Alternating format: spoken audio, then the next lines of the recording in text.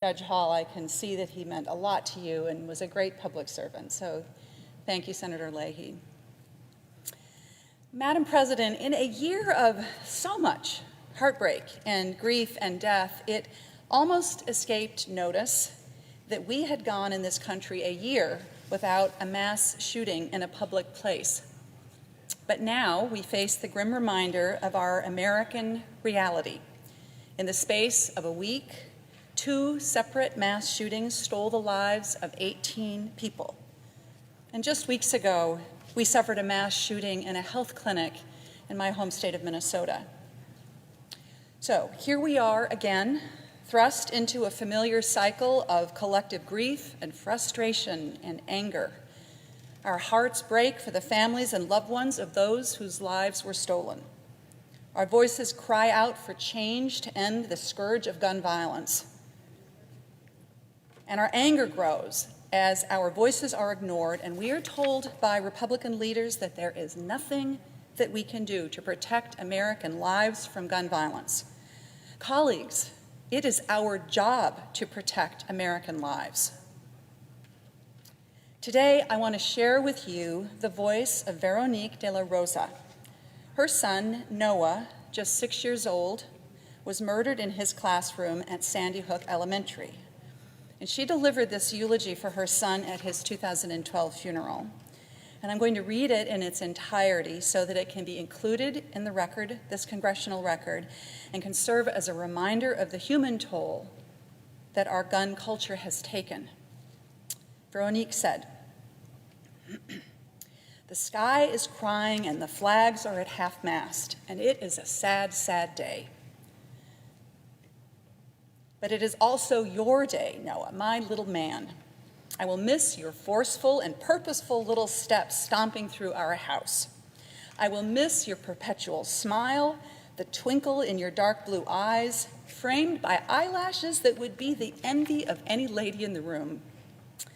Most of all, I will miss your visions of your future. You wanted to be a doctor, a soldier, a taco factory manager.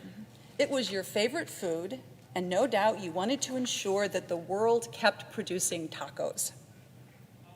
You were a little boy whose life force had all the gravitational pull of a celestial body. You were light and love, mischief and pranks.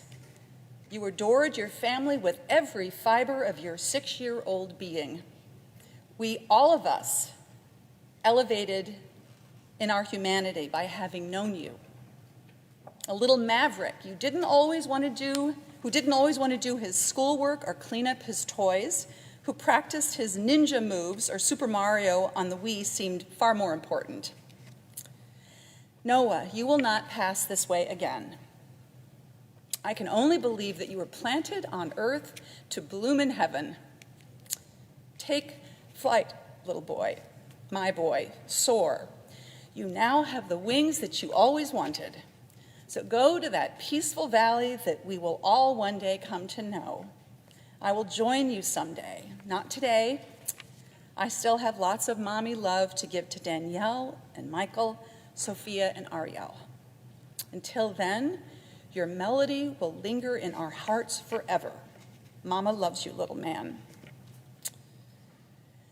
Veronique should not have had to eulogize Noah, her 6-year-old son, one of 20 children killed at Sandy Hook. So I ask my Republican colleagues to think of her when you suggest that families exaggerate their anger, their anguish for political gain. Just yesterday, one of my Republican colleagues dismissed this grief as theater.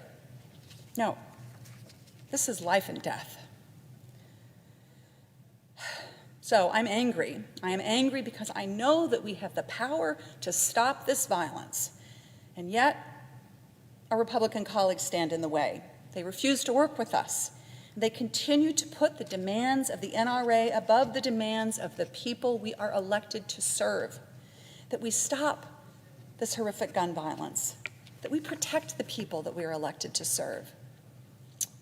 Madam President, we need universal background checks. We need to ban assault weapons and high-capacity magazines. We need to end this cycle.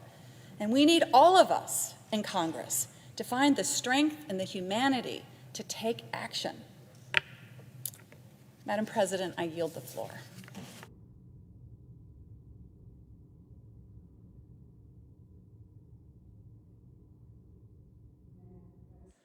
The senator from Maine. Thank you, Madam President. Madam President, small businesses